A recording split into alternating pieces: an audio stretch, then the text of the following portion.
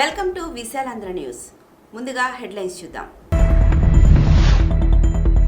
ఓట్ల కోసమే రామజపం.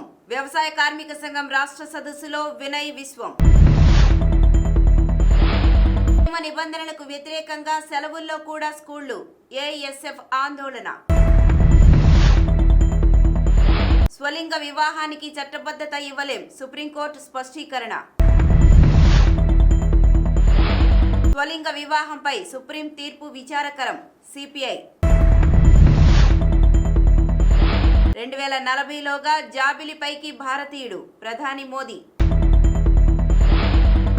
నవంబర్లో మహిళా సమైక్య రాష్ట్ర మహాసభలు. దుర్గా భవానీ. గాజా ఆసుపత్రిపై దాడి. ఉగ్ర సర్వే. నెతన్యాహు. బొగ్గు కుంభకోణానికి పాల్పడుతున్న అదాని. రాహుల్ గాంధీ. కుమార్తెకు విడాకుల ఊరేగింపు. ఇక డీటెయిల్స్ లోకి వెళ్దాం. జై శ్రీరామ్ నినాదంతో దేశ ప్రజలను అధమ స్థాయికి తీసుకువెళ్తున్న భారతీయ జనతా పార్టీ రాముని పార్టీ కాదని, రావణుడి పార్టీ అని సిపిఐ పార్లమెంటరీ పార్టీ నాయకుడు వినయ్ విశ్వం విమర్శించారు. అనంతపురం జిల్లా కేంద్రంలోని సంగమేళ్ ఫంక్షన్ హాల్లో ఆంధ్రప్రదేశ్ వ్యవసాయ కార్మిక సంఘం ఆధ్వర్యంలో రాష్ట్ర అధ్యక్షుడు కోటేశ్వరరావు అధ్యక్షతన మంగళవారం రాష్ట్ర సదస్సు జరిగింది. సిపిఐ రాష్ట్ర కార్యదర్శి రామకృష్ణ సహా వినయ్ విశ్వం, విశ్రాంత ఐఏఎస్ అధికారి దాసరి శ్రీనివాసులు, ఏపీ వ్యవసాయ కార్మిక సంఘం రాష్ట్ర ప్రధాన కార్యదర్శి ఆవుల శేఖర్, ఉప ప్రధాన కార్యదర్శి వెంకట్రావు ముఖ్య అతిథులుగా హాజరయ్యారు. జనవరి 24న అయోధ్యలో శ్రీరామునిపై భారీ కార్యక్రమాన్ని బీజేపీ ప్రభుత్వం తలపెట్టిందని, అయితే అది శ్రీరాముడిపై భక్తితో కాదని, కేవలం ఎన్నికల్లో లబ్ధి కోసమే మోదీ నాటకాలాడుతున్నారని వినయ్ విశ్వం ఘాటైన విమర్శలు చేశారు. గతంలో మనుధర్మ శాస్త్రాన్ని సమర్థిస్తూ మహిళా బిల్లును పూర్తిస్థాయిలో వ్యతిరేకించిన బీజేపీ నేడు మహిళలపై కపట ప్రేమ ఒలకబోస్తూ పార్లమెంటును అత్యవసరంగా సమావేశపరిచి మహిళా బిల్లును ఆమోదింపు చేశారని విమర్శించారు. ఇది కేవలం ఎన్నికల్లో లబ్ధి కోసమేనని, మహిళలపై ప్రేమతో కాదని చెప్పారు.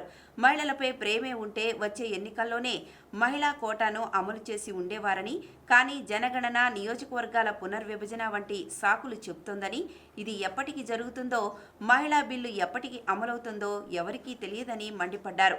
వ్యవసాయ కార్మికులు, రైతు కూలీలు ఐక్యంగా పోరాడితేనే సమస్యలు పరిష్కారమవుతాయని వినయ్ విశ్వం స్పష్టం చేశారు.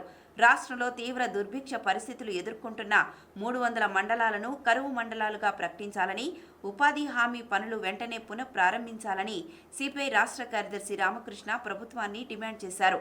రాష్ట్ర వ్యాప్తంగా కరువు నివారణ చర్యలు చేపట్టాలని, రోజురోజుకి పెరుగుతున్న కార్మికులు, కూలీల వలసల నిరోధించాలని, ఉపాధి హామీ పనులు కొనసాగించాలని, కూలీలకు 200 రోజులు పని దినాలు కల్పిస్తూ 600 రూపాయలు వేతనం ఇవ్వాలని డిమాండ్ చేశారు.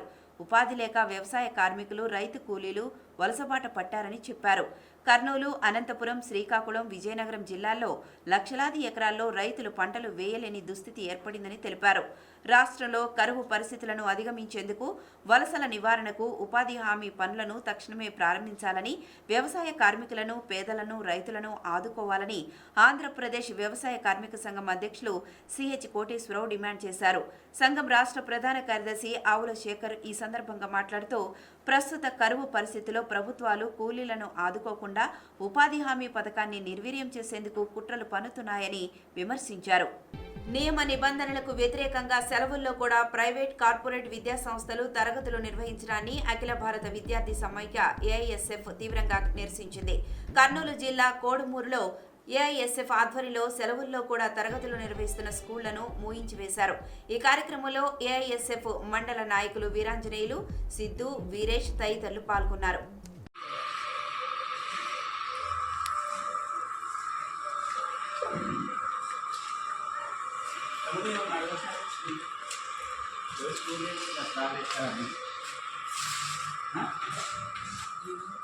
స్కూల్ సెలవు కదా ఓపెన్ చేశారా?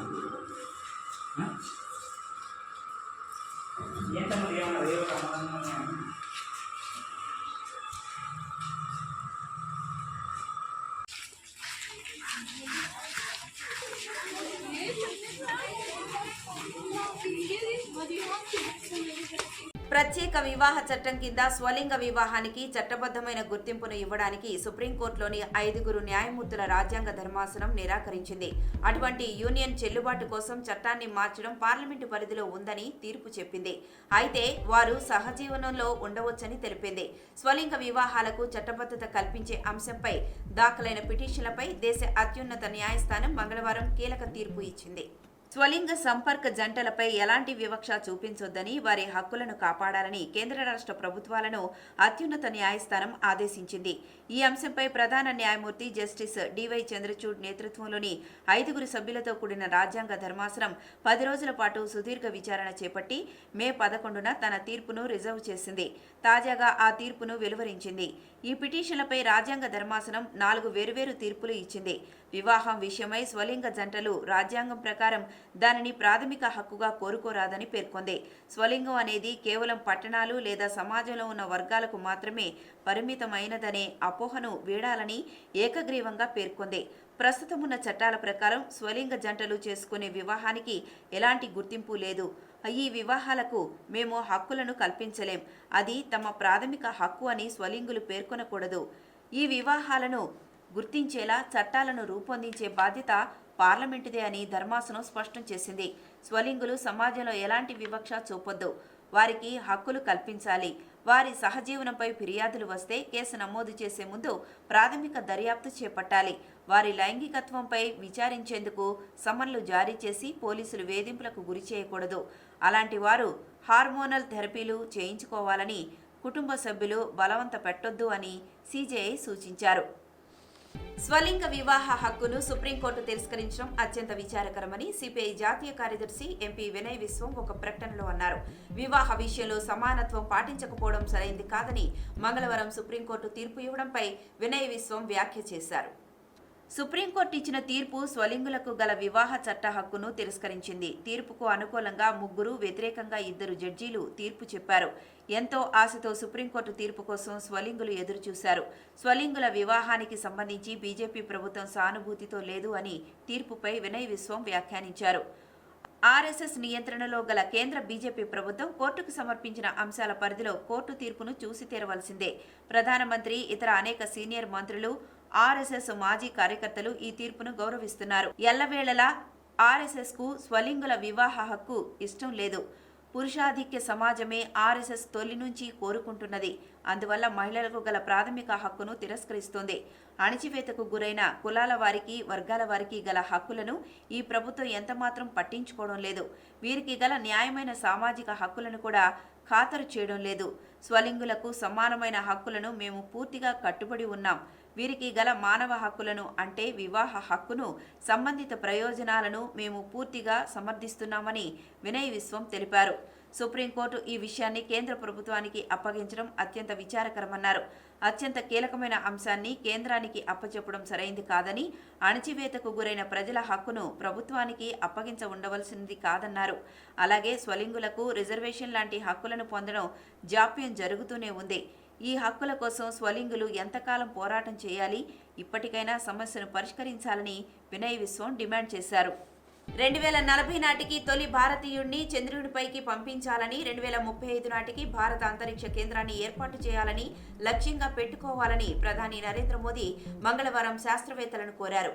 భారతదేశపు మొట్టమొదటి మానవ సహిత అంతరిక్ష యాత్ర గగన్యాన్పై ప్రధాని మంగళవారం అంతరిక్ష శాఖ అధికారులతో ఉన్నత స్థాయి సమావేశం నిర్వహించారు. అక్టోబర్ 21కి షెడ్యూల్ వేసిన Gaganyaan machine crew escape system test వాహనం మొదటి ప్రదర్శన విమానాల సంసిద్ధతను సమీక్షించడానికి జరిగిన సమావేశంలో ఆయన ఈ ఆదేశాలు ఇచ్చారు. ఈ సమావేశం మిషన్ సంసిద్ధతను అంచనా వేసింది. 2025లో దాని ప్రయోగాన్ని ధృవీకరిస్తుందని సమావేశం అనంతరం విడుదల చేసిన ప్రకటన పేర్కొంది. ఈ సమావేశంలో ప్రధాని భారతదేశ అంతరిక్ష పరిశోధన ప్రయత్నాల భవిష్యత్తును వివరించారు. వీనస్ ఆర్బిటర్ మిషన్, మార్స్ ల్యాండర్తో సహా అంతర్గ్రహ మిషన్ల కోసం కృషి చేయాలని శాస్త్రవేత్తలను కోరారు. ఇటీవలి చంద్రయాన్-3, ఆదిత్య-1 మిషన్లతో సహా భారతీయ అంతరిక్ష కార్యక్రమాల విజయాన్ని పెంపొందిస్తూ భారతదేశం ఇప్పుడు భారతీయ అంతరిక్ష కేంద్రం ఏర్పాటుతో సహా కొత్త ప్రతిష్టాత్మక లక్ష్యాలను లక్ష్యంగా పెట్టుకోవాలని ప్రధానమంత్రి ఆదేశించారు. 2035, 2040 నాటికి చంద్రునిపైకి మొదటి భారతీయుడిని పంపుతుంది అని ఆ ప్రకటన పేర్కొంది. ఈ దార్శనికతను సాకారం చేసేందుకు అంతరిక్ష శాఖ చంద్రుని అన్వేషణ కోసం కార్యాచరణను అభివృద్ధి చేస్తుందని తెలిపింది. ఇది చంద్రయాన్ మిషన్ల శ్రేణిని కలిగి ఉంటుంది. నెక్స్ట్ జనరేషన్ లాంచ్ వెహికల్ ఎన్జీఎల్వి కొత్త లాంచ్ ప్యాడ్ నిర్మాణం, మానవ కేంద్రీకృత ప్రయోగశాలలు, అనుబంధ సాంకేతికతలను ఏర్పాటు చేస్తుందని ఆ ప్రకటన వివరించింది. అంతరిక్ష శాఖ గగన్యాన్ మిషన్కు సంబంధించిన సమగ్ర అవలోకనాన్ని అందించింది. ఇందులో మానవ రేటెడ్ ప్రయోగ వాహనాలు, వ్యవస్థ అర్హత వంటి వివిధ సాంకేతికతలు ఉన్నాయి. Human rated launch vehicle HLVM-3 3 సిబ్బంది లేని మిషన్లతో సహా దాదాపు 20 ప్రధాన పరీక్షలు ప్రణాళిక చేశారు. ప్రధాని మోదీ భారతదేశ సామర్థ్యాలపై విశ్వాసం వ్యక్తం చేశారు. అంతరిక్ష పరిశోధనలో కొత్త శిఖరాలను అందుకోవడానికి దేశ నిబద్ధతను ధృవీకరించారు. ఆంధ్రప్రదేశ్ మహిళా సమాఖ్య రాష్ట్ర మహాసభలు నవంబర్ 17, 19 తేదీల్లో నంద్యాలలో జరుగుతాయని సమాఖ్య రాష్ట్ర ప్రధాన కార్యదర్శి దుర్గా భవానీ తెలిపారు. ఈ మహాసభల్లో మహిళలు పెద్ద సంఖ్యలో పాల్గొని విజయవంతం చేయాలని కోరారు. నవంబర్ 17న మహిళలతో భారీ ప్రదర్శన నిర్వహిస్తామని, 18, 19 తేదీల్లో ప్రతినిధుల సభలు జరుగుతాయని తెలిపారు. రాష్ట్రంలోని 26 జిల్లాల నుంచి ప్రతినిధులు మహాసభల్లో పాల్గొంటారని తెలిపారు. మహిళలపై జరుగుతున్న అత్యాచారాలను అరికట్టాలని, దేశంలో రాష్ట్రంలో మహిళలు ఎదుర్కొంటున్న సమస్యలపై చర్చించి నిర్ణయాలు తీసుకుంటామని చెప్పారు. అధికారంలోకి వస్తే మద్యాన్ని నిషేధిస్తామని చెప్పిన సీఎం జగన్ ఇష్టారాజ్యంగా విచ్చలవిడిగా మద్యాన్ని అమ్ముకుంటూ కోట్లాది రూపాయలు కొల్లగొడుతున్నారని విమర్శించారు. మహిళలకు అండగా ఆంధ్రప్రదేశ్ మహిళా సమాఖ్య ఉంటుందన్నారు. గాజా ఆసుపత్రిలో పేలుడు ఘటనపై హమాస్, ఇజ్రాయెల్ పరస్పర ఆరోపణలు చేసుకుంటున్నాయి. ఉగ్రవాదులు ప్రయోగించిన రాకెట్ గురి తప్పి ఆ దారుణం చోటు చేసుకుందని ఇజ్రాయెల్ మిలిటరీ దుయ్యబట్టింది. ఈ దారుణానికి ఇజ్రాయెల్ వైమానిక దాడులే కారణమని హమాస్ పేర్కొనగా దాన్ని ఇజ్రాయెల్ ప్రధాని బెంజమిన్ నెతన్యాహు ఖండించారు. ఇజ్రాయెల్ దాడులతో విలవిల్లాడుతున్న గాజాలో మంగళవారం ఘోర ఘటన చోటు చేసుకుంది. అల్ అహ్లీ ఆసుపత్రిలో పేలుడు సంభవించి 500 మంది మరణించినట్లు సమాచారం. ఈ ఘటనతో పశ్చిమాసియా దేశాలు ఒక్కసారిగా ఉలిక్కిపడ్డాయి. కాగా ఈ దారుణానికి ఇజ్రాయెల్ వైమానిక దాడులే కారణమని హమాస్ ఆరోపించగా దాన్ని ఇజ్రాయెల్ ప్రధాని బెంజమిన్ నెతన్యాహు ఖండించారు. అది ఉగ్రమూకల దుశ్చర్య అని దుయ్యబట్టారు. ఈ విషయాన్ని యావత్ ప్రపంచం తెలుసుకోవాలి. గాజాలోని అనాగరిక ఉగ్రమూకలే అక్కడి ఆసుపత్రిపై దాడి చేశాయి. ఐడిఎఫ్, ఇజ్రాయెల్ డిఫెన్స్ ఫోర్సెస్ కాదు, మా పిల్లలను అతి దారుణంగా హత్య చేసిన ఆ ఉగ్రవాదులు ఇప్పుడు వారి పిల్లలను కూడా చంపేస్తున్నారు అని నెతన్యాహు ఆరోపించారు. అటు ఇజ్రాయెల్ డిఫెన్స్ ఫోర్సెస్ కూడా ఇదే విషయాన్ని వెల్లడించింది. ఆసుపత్రి సమీపంలో పీఐజే మిలిటెంట్లు ప్రయోగించిన రాకెట్ గురితప్పి ఆసుపత్రిలో పేలుడు సంభవించిందని పేర్కొంది. ఈ మేరకు ఐడిఎఫ్ అధికారిక ఎక్స్ ట్విట్టర్ ఖాతాలో ఓ వీడియో, కొన్ని పోస్టులు చేసింది. అదానీ బొగ్గు కుంభకోణానికి పాల్పడుతున్నట్లు కాంగ్రెస్ పార్టీ మాజీ అధ్యక్షుడు రాహుల్ గాంధీ చెప్పారు. అధిక కరెంటు ఛార్జీలను వసూలు చేస్తున్నారని, ప్రజలకు చెందిన సుమారు 12,000 కోట్ల రూపాయల డబ్బును అదానీ జేబులోకి మళ్లించారని రాహుల్ కేంద్ర సర్కార్పై విమర్శలు గుప్పించారు.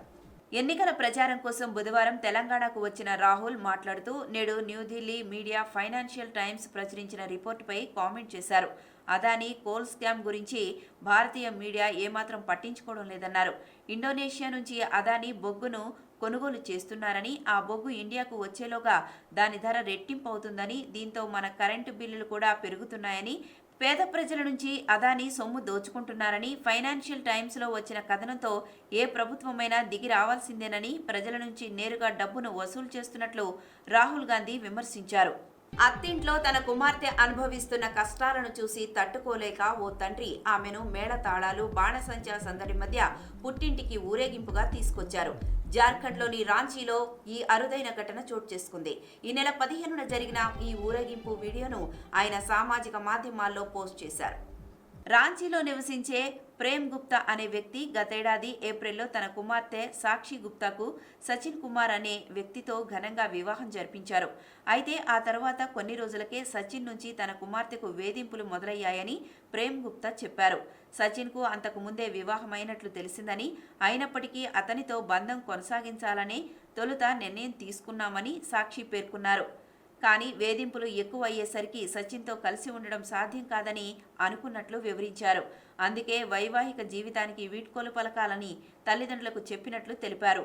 కాగా ఈ నిర్ణయాన్ని సాక్షి తండ్రి, ఆమె కుటుంబ సభ్యులు స్వాగతించారు. ఆమెను ఇంటికి తీసుకొచ్చేందుకు ఘనంగా ఏర్పాట్లు చేశారు. టపాసులు కాలుస్తూ ఆమెకు పుట్టింటికి స్వాగతం పలికారు. కుమార్తెలు ఎంతో విలువైన వారని, అత్తింట్లో వారికి ఇబ్బందులు ఎదురైతే గౌరవంతో పుట్టింటికి తీసుకురావాలని ప్రేమ్ గుప్తా పేర్కొన్నారు.